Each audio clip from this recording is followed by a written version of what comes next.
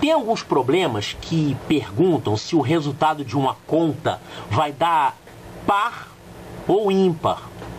E a ideia é responder se o resultado vai ser par ou ímpar sem fazer a conta, que normalmente eles colocam contas gigantescas que não dá para você calcular, ou então você vai perder muito tempo calculando. Eu vou colocar já alguns exemplos, mas antes, vamos observar aqui um detalhe muito simples. Se você somar dois números pares, o resultado vai ser o quê? Par. A soma de um número par com outro número par vai ser sempre par. Não tem como você somar dois números pares e o resultado ser ímpar. Da mesma forma, se você pegar um número par e somar com um número ímpar, o resultado vai ser ímpar. E se você somar dois números ímpares, por exemplo, 5 mais 9 dá 14, a soma de dois números ímpares vai dar sempre um número par. Isso é o que acontece na soma e na subtração também.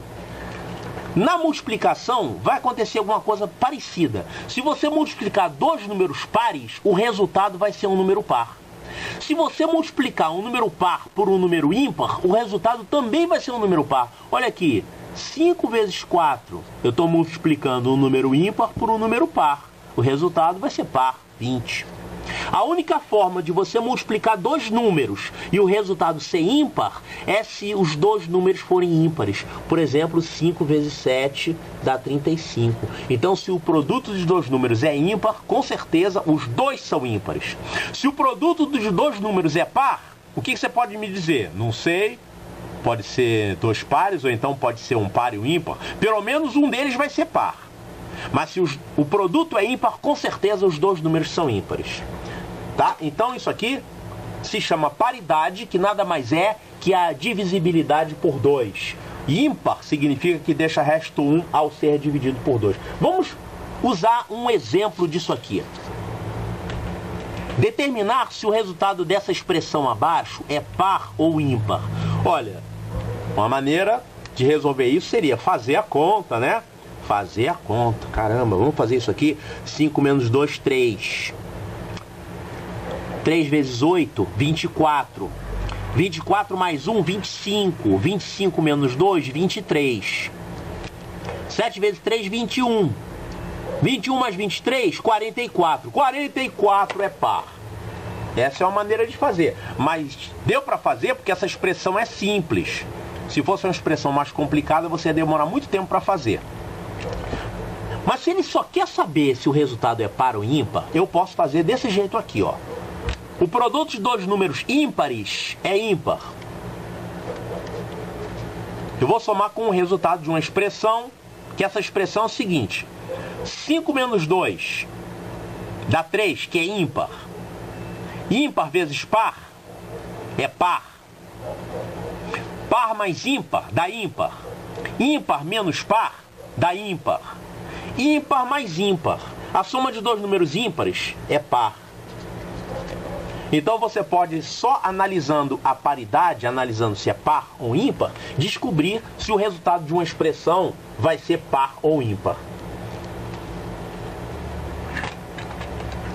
Olha aqui um exemplo de problema que pode aparecer envolvendo paridade. Um produto tem 8 fatores, sendo que 3 deles são pares e 5 deles são ímpares. Esse produto é par ou ímpar? Isso aí era para você responder de cabeça, hein? Olha só. 3 são números pares. Par vezes par vezes par. E 5 deles são ímpares.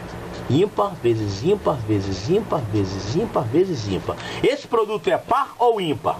Olha só. Um número par multiplicado por qualquer coisa vai dar resultado par. Não interessa se essa coisa aqui é par ou ímpar. O que interessa é que se você tiver um número par apenas nesse produto, então o total vai ser par. Se eu tiver par vezes ímpar, ímpar, ímpar, ímpar, ímpar, ímpar, ímpar, o produto dos ímpares vai ser ímpar. Mas se você tiver um fator par, o resultado vai ser par. Vamos agora apresentar novamente e com mais calma o conceito de múltiplos e divisores. Vamos começar mostrando um exemplo aqui. Por exemplo, quem são os múltiplos de 10? Os múltiplos de 10 são 0. O 0 sempre vai ser múltiplo de qualquer número. O 10, o 20, 30, 40, 50, 60, 70, 80, esses são os números múltiplos de 10. Quem são os múltiplos de 12? Os múltiplos de 12 são 0, 12, 24, 36, 48, 60, 72, 84. Como é que a gente obtém esses números todos aqui? É só a gente pegar o número 12 e multiplicar ele por 1, por 2, esse aqui por 3, esse aqui é 12 vezes 4, 12 vezes 5, 12 vezes 6, 12 vezes 7, 12 vezes 8, 12 vezes 9, 12 vezes 10. Eu estou então assim encontrando os múltiplos de 12. Então, esse processo serve para qualquer número. Quem são os múltiplos de 5? Quem são os múltiplos de 6? Quem são os múltiplos de 11? Tá, agora dentro desse assunto, uma das coisas que a gente tem que saber, descobrir, é se o número é múltiplo de outro. E por isso que nós apresentamos os critérios de divisibilidade, lembram disso, né? Por exemplo, como é que a gente faz para descobrir se 341 é múltiplo de 11? Olha, 341 é múltiplo de 11 se 341 for divisível por 11, que é a mesma coisa. E 341 é divisível por 11? Moleza. Somo o primeiro com o terceiro. Deu 4. Somo a segunda ordem, 4, subtraindo 0. Então deu resto 0, quer dizer que é múltiplo de 11. Então todos aqueles critérios de divisibilidade que a gente apresentou ainda agora, serve para determinar se um número é múltiplo de outro, que é a mesma coisa que falar se um número é divisível por outro. Novamente apresentamos aqui o conceito de divisor próprio.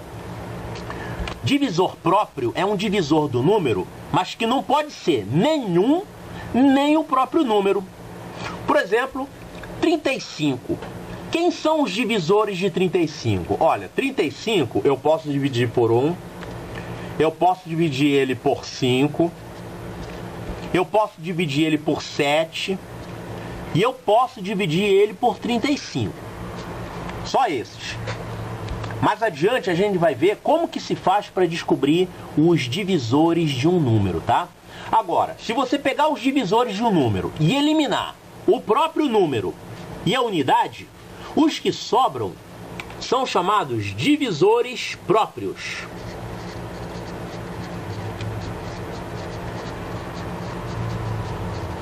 Porque esses divisores aqui são assim, esse não tem graça, esse sempre vai ter o número 1 e o próprio número, sempre vão ser divisores no número, então esse não conta, tá? Então, tirando esses, nós temos os que sobram, são chamados divisores próprios.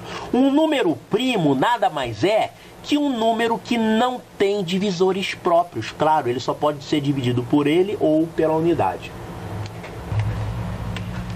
Vamos ver agora então um assunto muito importante. Como que a gente descobre se um número é primo? Já vimos que a gente tem que conhecer alguns números primos, pelo menos, na sequência. Os menores a partir de 2. 2, 3, 5, 7, 11, etc. e assim por diante. Se você conseguir decorar os números primos até 100, ótimo. Se não, tente decorar os números primos até 50, que isso já dá uma grande ajuda. Então vamos ver como é que a gente descobre se um número é primo? Primeiro usando um método trabalhoso, depois vamos ver um processo que simplifica bastante. Por exemplo, descobrir se o número 59 é primo. Para saber se um número 59 é primo, nós temos que verificar se ele é divisível por algum dos números primos menores do que ele. Então a gente tem que começar testando se ele é divisível por 2, por 3, por 5, por 7, por 11, até 53, que é o número primo que é menor do que 59. Ora, mas quem sabe esses números todos, com certeza vai saber até 59. Quem memorizou os números primos até 53, vai memorizar até 59. Então você já viu que esse processo, na verdade, ele não é usado bem assim. Realmente 59 é primo, não dá para dividir por nenhum desses outros fatores aqui. Agora vamos ver como que seria esse teste feito de uma forma mais rápida.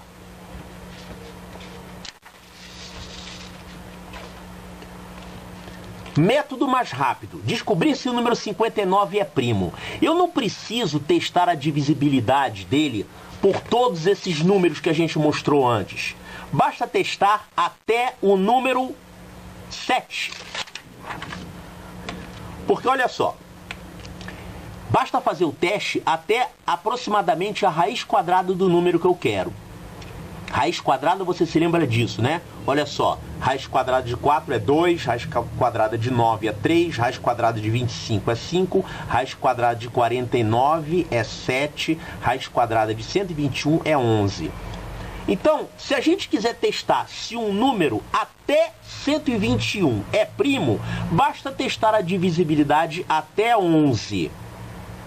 No caso, 53 poderia ser enquadrado nessa categoria. Aliás, 59 fica enquadrado nessa categoria. Eu vou testar então se o 59 é divisível por 2, por 3, por 5, por 7 e por 11.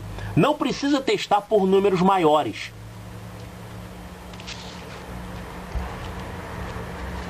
Então temos o número 59, eu vou testar a divisibilidade dele por 2, por 3, por 5, por 7 e por 11. E eu paro por aqui.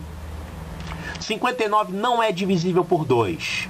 59 não é divisível por 3, porque 9 mais 5, 14, não é divisível por 3. Não é divisível por 5. É divisível por 7? Se eu tentar dividir por 7, vai dar 56, vai dar resto 3. Não é divisível por 7. E também não é divisível por 11, porque a soma dos algarismos de ordem ímpar menos a soma dos algarismos de ordem par vai me dar 9 menos 5, 4. Não é divisível por 11. Então, 59 não é divisível por nenhum desses números aqui. Então, não adianta testar se ele é divisível por outros primos maiores, como 13, 17, 19. Porque se ele fosse divisível por um primo maior, ele seria antes divisível por um primo menor. Por exemplo, se a gente quer testar se 57 é primo, olha só. 57 dá para dividir por 19. Realmente, 57 é 3 vezes 19. Mas antes de encontrar esse divisor 19, eu teria encontrado antes o divisor 3.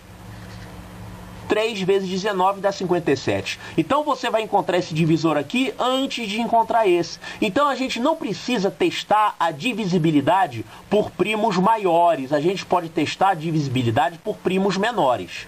Então, basta a gente ir até aproximadamente a raiz quadrada do número ou raiz quadrada ou uma unidade a mais do que isso. Então, no caso do 59, testamos a divisibilidade até 11. 7 ao quadrado é 49, a gente joga então mais um primo, seria o 11. Basta ir até 11 e isso é suficiente.